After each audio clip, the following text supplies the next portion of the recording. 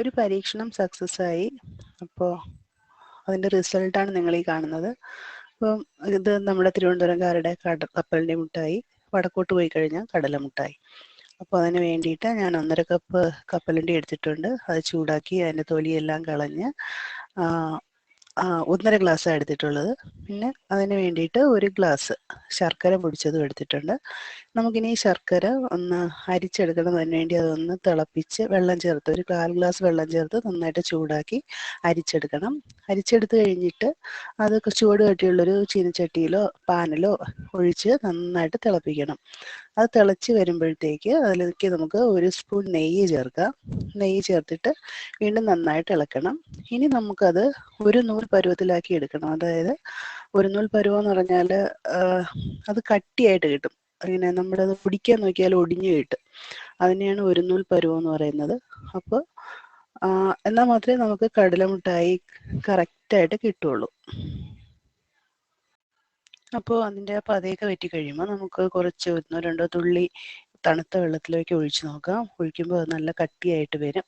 അപ്പോൾ അതതിൻ്റെ ഒരു പരുവത്തിലെത്തി കഴിഞ്ഞു. അപ്പോൾ നമുക്ക് 1/2 സ്പൂൺ ഏലക്ക പൊടിച്ചത് കൂടെ അതിലേക്ക് ചേർക്കാം.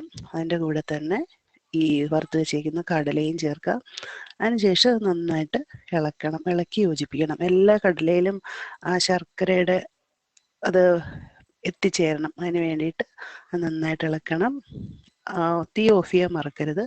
അതിനുശേഷം നമുക്കതൊരു ബട്ടർ പേപ്പറിലോ ഇതുപോലുള്ളൊരു സിൽവർ പേപ്പറിലോ ഒക്കെ മാറ്റാം. മാറ്റിയതിന് ശേഷം നന്നായിട്ട് സ്പൂണ് കൊണ്ടോ കൈ കൊണ്ടോ ഒക്കെ പരത്തിയെടുക്കാം. കൈ കൊണ്ട് പരത്തുമ്പോൾ സൂക്ഷിക്കണം, ചൂടാണ്. ഞാനിവിടെ ഉപയോഗിച്ചത് ചപ്പാത്തി പരത്താൻ ഉപയോഗിക്കുന്നതാണ്. അതിനുശേഷം അത് നമുക്ക് മുറിച്ചെടുക്കാം. ചൂടോട് തന്നെ മുറിക്കണം, അല്ലെങ്കിൽ അതിൻ്റെ ഒരു ഷേപ്പ് ഒന്നും കിട്ടൂല. ഇതിപ്പോൾ ഞാൻ ആദ്യമായതുകൊണ്ടായിരിക്കും പെർഫെക്റ്റ് ആയിട്ടൊന്നും വന്നിട്ടില്ല. ഏതായാലും ഞാൻ കട്ട് ചെയ്തു തണുപ്പിക്കാൻ വെച്ചു. അപ്പോൾ അത് തണുത്ത് വന്നിട്ടുണ്ട്.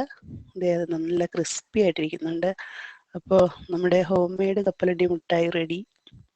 അതിന് നമുക്ക് ഒരു പാത്രത്തിലിട്ട് അടച്ച് വയ്ക്കാം. ആവശ്യമുള്ളപ്പോഴൊക്കെ എടുത്ത് യൂസ് ചെയ്യാം. അപ്പോൾ വീഡിയോ വാച്ച് ചെയ്ത എല്ലാവർക്കും താങ്ക് യു.